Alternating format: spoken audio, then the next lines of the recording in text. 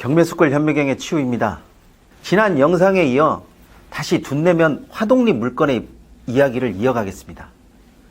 이 물건은 토지 위에 이동식 주택을 담배가게로 무단으로 사용 중이었고요.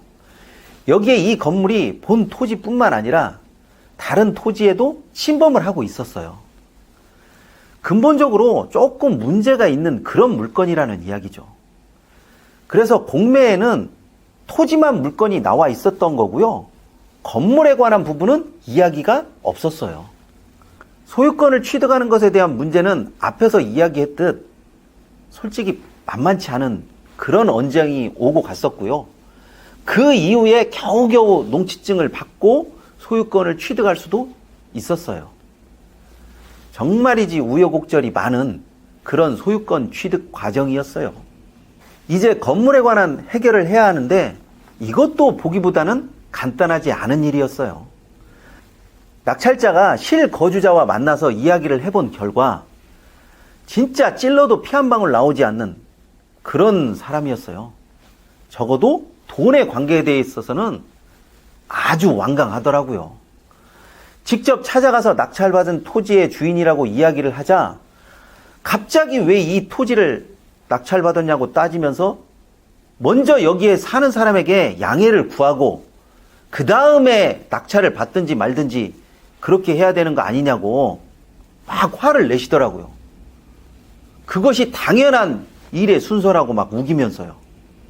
정말 이런 경우는 많이 황당하죠. 내 돈으로 토지를 낙찰받는데 왜 저 사람에게 미리 양해를 구해야 하고 대체 내가 뭘 잘못했지?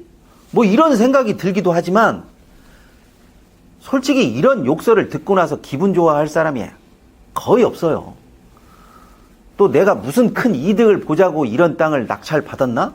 뭐 이런 후회가 밀려들기도 하기 때문에 많이 찜찜하죠. 그렇다고 해서 이제 와서 물러설 수 있는 것도 아니기 때문에 참 난감한 일이 많이 벌어져요. 그러나 할 이야기는 끝까지 해야 하고요. 지금 못하는 이야기는 나중에라도 하지 못할 수가 있으니까요. 그 당장에 꼭 해야 할 이야기는 꼭 하고 오라고 저는 그렇게 조언을 합니다. 그쪽에 사정이 있는 것처럼 낙찰자에게도 사정이 다 있는 것이니까 이제는 좀 정리를 합시다. 뭐 이렇게 하고서 토지 주인이 바뀌었으니까 계속 여기에서 살 것이면 토지에 대한 사용료를 내야 하는 것이 당연한 것이고 그렇지 않으려고 하면 다른 방법을 강구해야 한다고 하는 거죠. 그랬더니 이분이 갑자기 토지 전문가로 변신을 하는 겁니다. 이 땅은 접도구역에 접해 있고 건물이 자리 잡은 토지는 진짜 몇 평 되지도 않는데 무슨 개소리를 하냐고 호통을 치더라고요. 그분에게서 접도구역에 관한 이야기, 토지 면적에 관한 이야기를 듣는 순간 와, 전문가도 저런 전문가가 없구나 하는 그런 생각이 들었고요. 이 토지가 공매에 나왔다는 사실을 저 사람들은 이미 다 알고 있었구나 라는 생각을 하게 되더라고요. 말이 나왔으니까 하는 이야기인데요. 사실 우리가 많이 놓치는 것들 중에 하나가 바로 이런 부분이에요. 부동산이 공매나 경매에 나왔다는 사실을 이해관계인이 모를 것이라고 생각하는 것인데 그 사람들은요, 웬만해서 이 부동산에 관해서는 낙찰자보다 훨씬 더 많은 것을 알고 있고요. 이 땅이, 이 건물이 어떻게 흘러갈 것이라는 것을 누구보다도 잘 알고 있는 사람들이에요. 그런 것들을 쉽게 놓치지 마시고요. 알아도 모른 척, 몰라도 어느 정도는 아는 척을 좀 해야 해요. 아니면 정말 순식간에 낙찰자를 바보 만드는 것은 뭐 일도 아닌 일이 돼버립니다. 나중에 그분 아들에게서 연락이 왔는데요.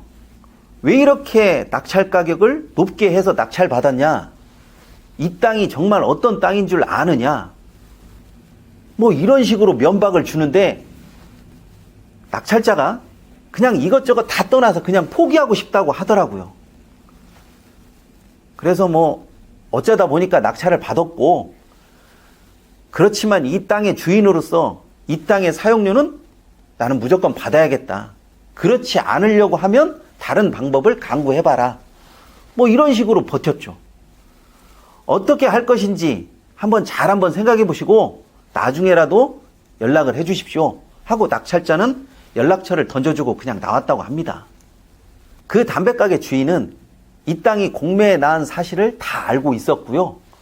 자녀들과 이미 상의까지 다 마친 상태였어요. 그럼에도 이 땅을 입찰하지 않고 다른 사람에게 빼앗긴 것은 지금 사용하고 있는 땅의 평가를 너무나 야박하게 한 것이 아닌가, 뭐 이런 생각이 살짝 들더라고요. 다 그런 것은 아니지만 일부는 자신이 사용하고 있는 부동산의 가치를 정말 아주 낮게 보는 사람들이 있어요. 나 아니면 누가 이런 땅을 사?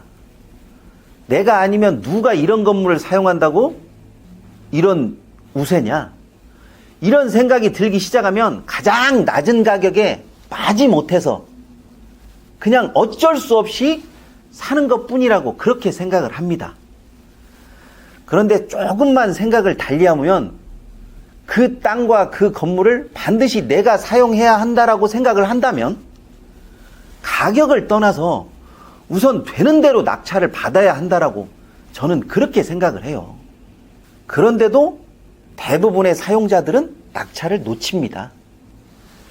그 부동산의 실질적인 사용자뿐만 아니라 공유자도 이런 경우를 종종 겪는 거죠. 이것이 경매나 공매가 아닌 일반 매매였으면 절대로 이런 일이 벌어지지 않았을 텐데 꼭 공매나 경매에서는 자신의 물건의 사용 가치를 아주 낮게 봐서 아주 이상하게 역공을 당합니다. 아니면 경매나 공매니까 무조건 싸게 사야 한다고 생각을 해서 그런 건지 모르겠지만 이상하게 경매나 공매에 대한 그 수준을 아주 낮게 봐버리더라고요.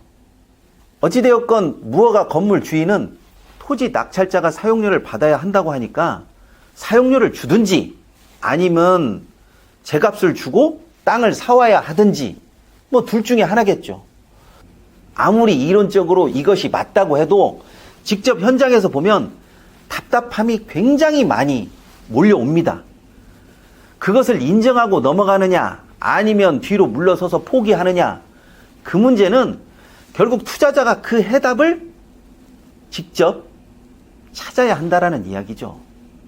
많은 물건을 보기도 하고 또 제가 조언을 통해서 해결하기도 하지만 그 많은 부동산은 어쩔 수 없이 주인의 생각과 감정을 그대로 따라간다라고 생각합니다.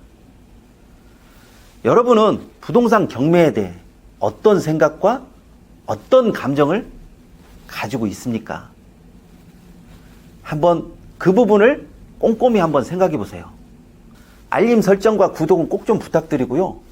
실전에서 일어난 사건에 대한 명쾌한 해석을 이야기 형식으로 쭉 풀어쓴 춘배 1, 2, 3, 4권에 대한 많은 응원도 좀 부탁드리고요.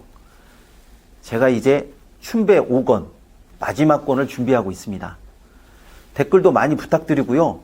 아래에 있는 현미경 단체 톡방 주소로 들어오셔서 많은 질문도 남겨주시기 바랍니다. 질문에 대한 답변은 꼭 잊지 않고 제가 직접 하도록 하겠습니다. 이번 시간은 여기까지 하겠습니다.